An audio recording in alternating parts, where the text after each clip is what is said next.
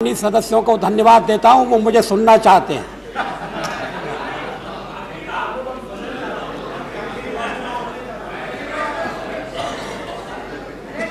मैं कह रहा था कि ये शिकायत की गई है और इसके लिए मुझ पर आरोप लगाया है कि मैंने राजनीतिक नैतिकता का पालन नहीं किया।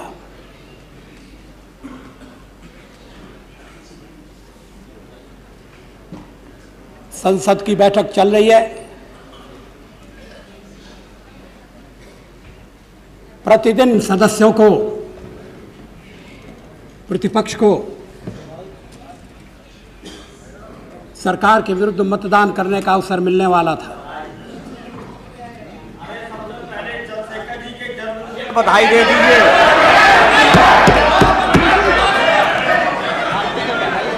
Please don't disturb him please. Mulayam Singh ji please. When the leader of this house is speaking, don't disturb him. And the time the opposition also. सदन में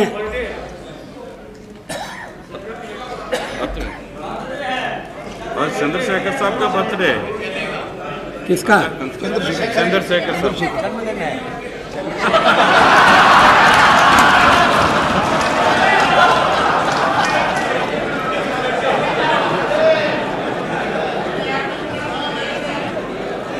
बहुत बहुत बधाइयाँ।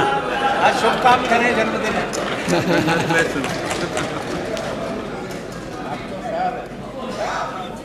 अध्यक्ष महोदय, लगभग 40 साल से मैं संसद से जुड़ा हुआ रहा हूं। मैंने अल्पमत की सरकारें भी देखी हैं। श्रीमती इंदिरा गांधी के ज़माने में अल्पमत की सरकार थी, किसी ने उन पर आरोप नहीं लगाया कि वो नैतिकता का उल्लंघन कर रही हैं। श्री नरसिंह राव जी भी अल्पमत की सरकार चलाते रहे थे।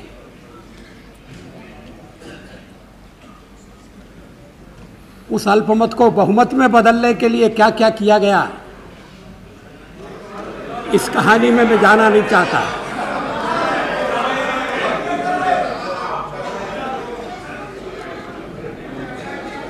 लेकिन अगर प्रतिपक्ष मेरे बहुमत को कसौटी पर कसना चाहता था तो स्वयं प्रस्ताव ला सकता था। अभी तक मेरी ये समझ में नहीं आया कि महामहिम राष्ट्रपति का दरवाजा खटखटाने के बजाय प्रतिपक्ष इकट्ठा होकर मेरे खिलाफ प्रस्ताव क्यों नहीं लाया।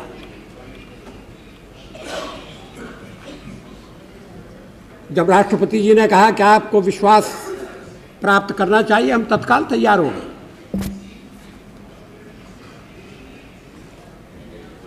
2 दिन बहस चली है,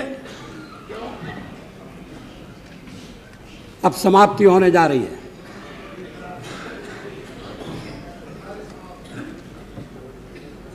बहस और भी अच्छी हो सकती थी।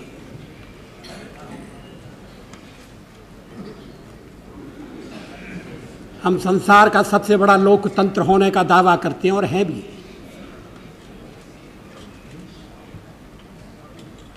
लेकिन हमारी संसद देखकर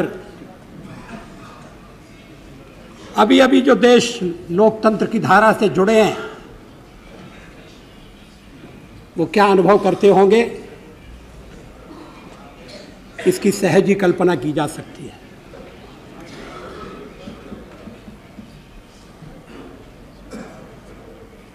हमारा सार्वजनिक जीवन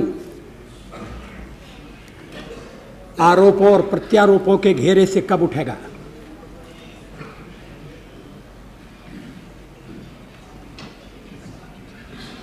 आरोप लगाए जाए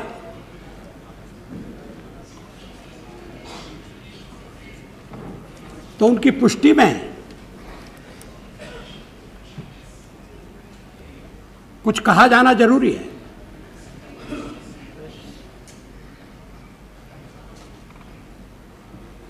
प्रेस में या मीडिया में जो कुछ छपता है उसको दोहरा दिया जाए।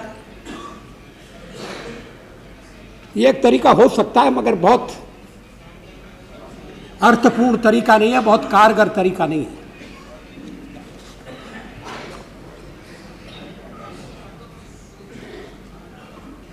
अध्यक्ष महोदय, अभी 13 महीने हुए हैं मेरी सरकार।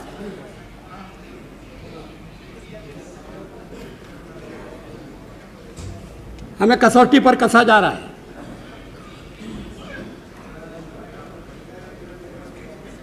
मैं बड़ा अनुभवी राज करता हूं, ऐसा मैंने कभी दावा नहीं किया, लेकिन ईमानदारी से देश की सेवा करना चाहता हूं, यह दावा जरूर है।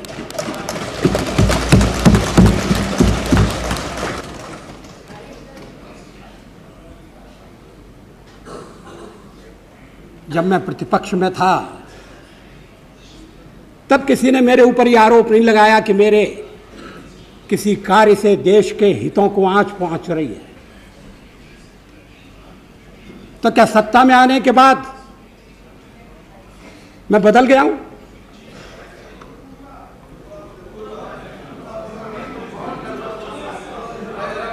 क्या सत्ता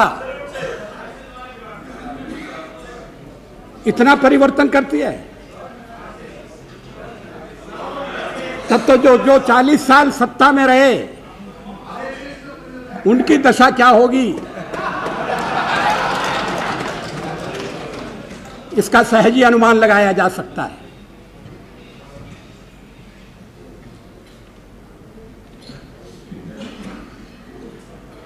जिन परिस्थितियों में चुनाव हुए, चुनाव के परिणाम आए, एक मिलीजुली सरकार बनना निश्चित था। अंत समय में भी हमने राष्ट्रपति जी को कहा था कि जितनी संख्या होनी चाहिए, और लोकतंत्र संख्या का खेल है, हमारे पास नहीं है। अगर कोई और सरकार बनाने में समर्थ है, आप निमंत्रण दीजिए, हम थोड़े और दिन प्रतिपक्ष में बैठ लेंगे। लेकिन कोई सरकार बनाने के लिए तैयार नहीं था। 13 महीने बाद तैयार हो गए, अच्छी बात है।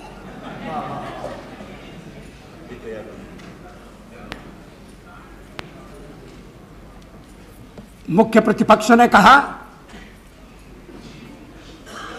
कि हम रचनात्मक विरोध करेंगे,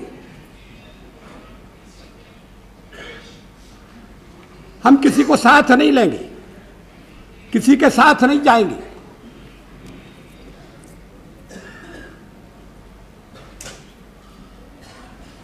हम उस घड़ी की प्रतीक्षा करेंगे जब हमें स्पष्ट बहुमत प्राप्त हो।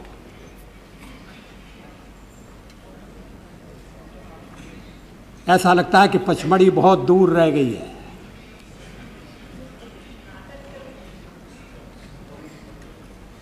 नए गठबंधन हो रहे हैं।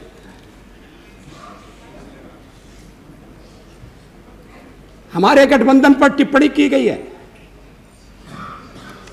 हम तो मिलकर चुनाव लड़े थे। अधिकांश दल मिलकर चुनाव लड़े थे।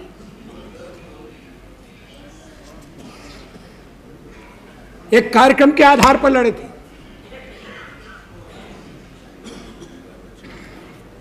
शासन की बागडोर संभाली तो नेशनल एजेंडा देश के सामने प्रस्तुत किया।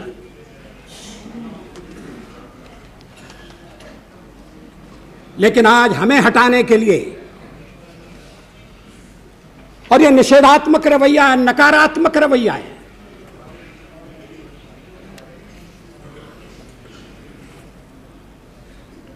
ऐसे दल इकट्ठे हो रहे हैं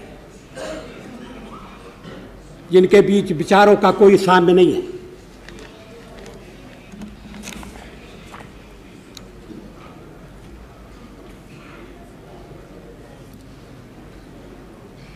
हम तो प्रारंभ से ये कहते रहे हैं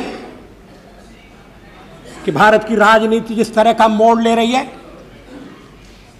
उसमें क्षेत्रीय दलों को एक महत्वपूर्ण भूमिका निभानी है।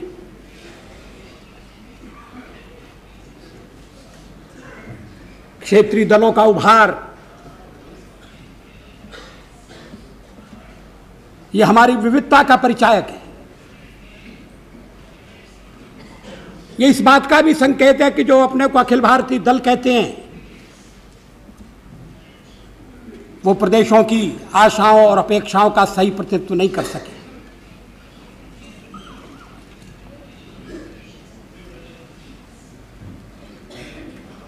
तेरह महीने हम सरकार चलाते रहे, अनेक क्षेत्रीय दल हमारे साथ हैं, जो बाद में हमें छोड़कर चले गए, उन्होंने भी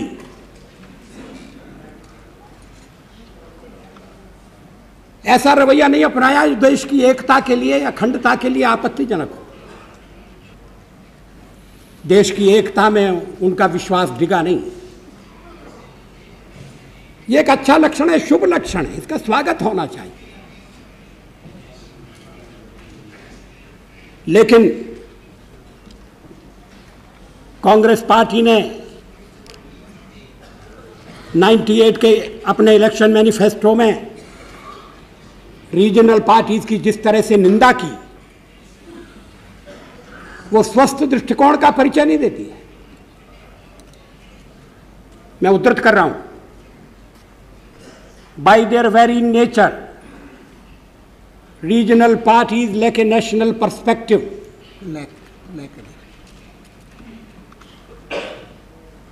and can never rise above local ethnic considerations.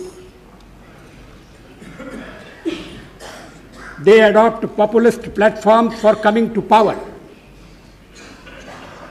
They incite narrow linguistic or ethnic sentiments. Very soon these agendas become a recipe for economic disaster and social turmoil.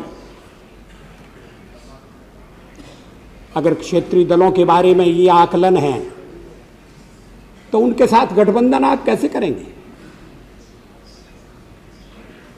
किस आधार पर करेंगे?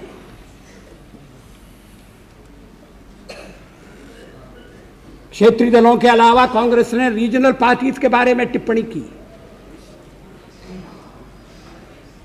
मैं उसे भी उद्धृत कर रहा हूं, हमारे वाम मार्गी मित्र उसको सुन लें। As for the left parties, even after 7 decades, the CPI and the CPM have not been able to integrate themselves into the national mainstream. ये गंभीर आरोप है। ये कांग्रेस मैनिफेस्टो का हिस्सा है, उद्घोषणा है। अब शायद इसीलिए गठबंधन हो रहा है कि लेफ्ट पार्टीज को नेशनल मेन स्ट्रीम में लाने की कोशिश हो रही है।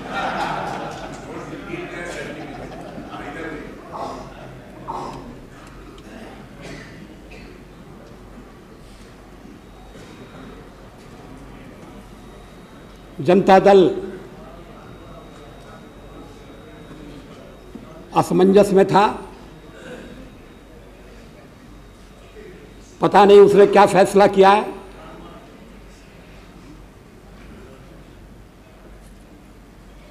लेकिन कांग्रेस पार्टी ने जनता दल का जिस भाषा में उल्लेख किया, उसे जनता दल के मित्रों को फिर से याद करना चाहिए। मैं उद्धृत कर रहा हूं, the Janata Dal was born in A convulsive fit of anti-Congressism in 1989. It is a collection of disparate groups and embittered individuals driven by egos. It can hardly be called a serious political formation. Like an amobia, it lives on splitting itself into smaller and smaller groups. Its platform of social justice is hollow and is just a misleading cover for the practice of a divisive caste politics. Unquote. अगर मिलन का ये आधार बनने वाला है तो फिर स्थिरता की बातें कोई अर्थ नहीं रखती है।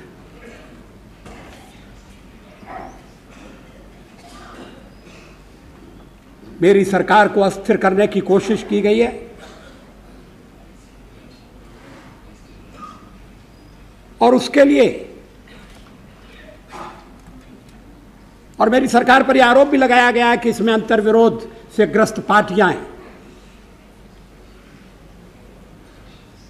आप जिस ढांचे को खड़ा करने का विचार कर रहे हैं और जो पूरा नहीं होगा,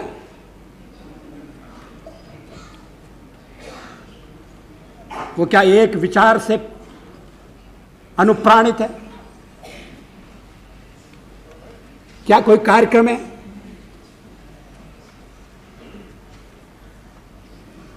क्या नेतृत्व एक है? उस दिन श्री लालू प्रसाद जी ने कहा कि आप हट जाइए, हम ये 5 मिनट में नहीं 1 मिनट में विकल्प खड़ा कर लेंगे।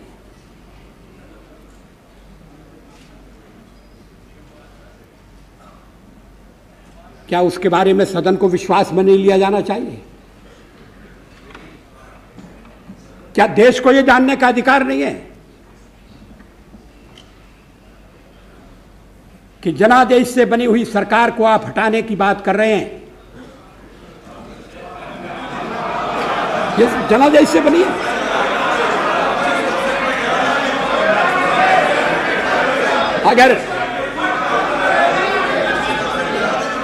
अगर किसी को जनादेश था तो वो हमको था, आपको तो नहीं था।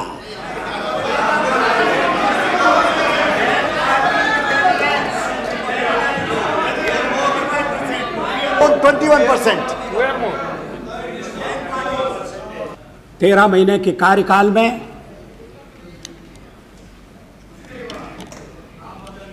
हमने अपने कार्यक्रम को कार्यान्वित करने का प्रयास किया है।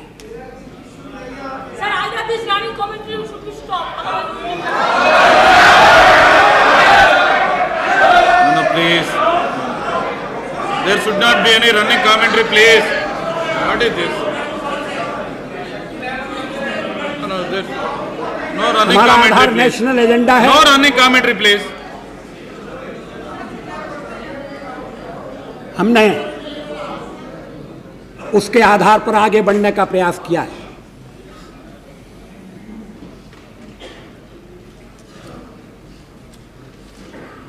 नेशनल एजेंडा 5 साल का कार्यक्रम है।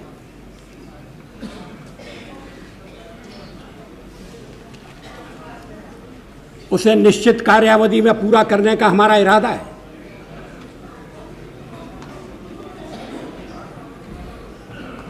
क्या कोई इस बात से इनकार कर सकता है कि हमने जब सत्ता संभाली तो देश की जो स्थिति थी उस स्थिति में सुधार हुआ है?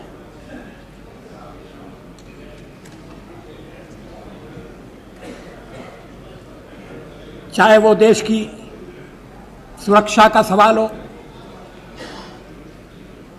चाहे वो अर्थव्यवस्था का प्रश्न हो, अन्य देशों के साथ कूटनीतिक संबंधों का मुद्दा हो,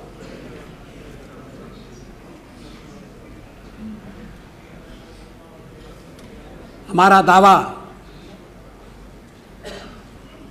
यह अधिकारपूर्ण दावा है कि हमने हर एक क्षेत्र में आगे बढ़ने का प्रयास किया और उसमें सफलता पाई है।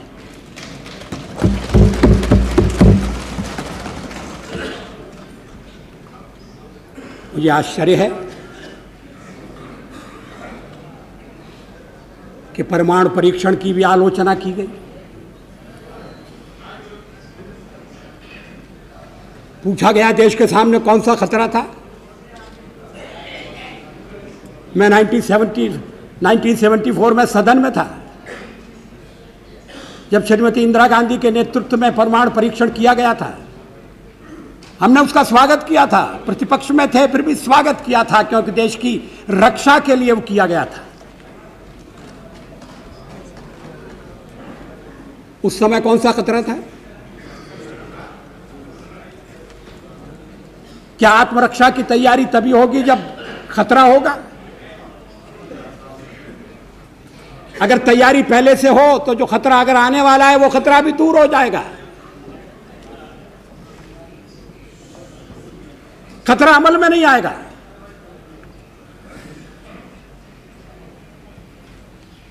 और इसीलिए हमने परमाणु परीक्षण करने का फैसला किया। हमारे कार्यक्रम का अंग है, उसमें लिखा हुआ है। कोई छुपी हुई बात नहीं थी, कोई रहस्य नहीं था।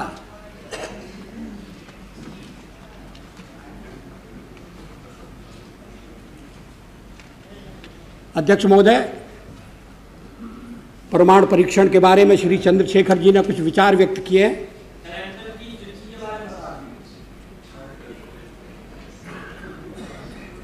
मुझे खेद है कि मैं उनके विचारों से सहमत नहीं हो सकता। उनके चिंतन की एक विशिष्ट धारा है।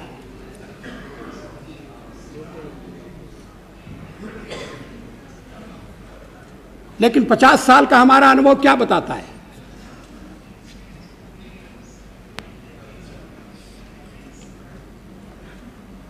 क्या रक्षा के मामले में हमें आत्मनिर्भर नहीं होना चाहिए?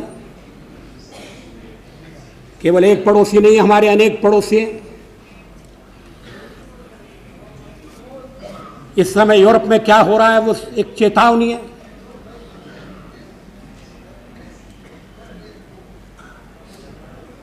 पोखरण 2 कोई आत्मश्लाघा के लिए नहीं था, कोई पुरुषार्थ के प्रकटीकरण के लिए नहीं था, लेकिन हमारी नीति है और मैं समझता हूं ये देश की नीति रही है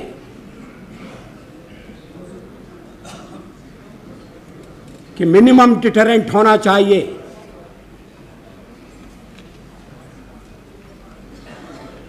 वो क्रेडिबल भी होना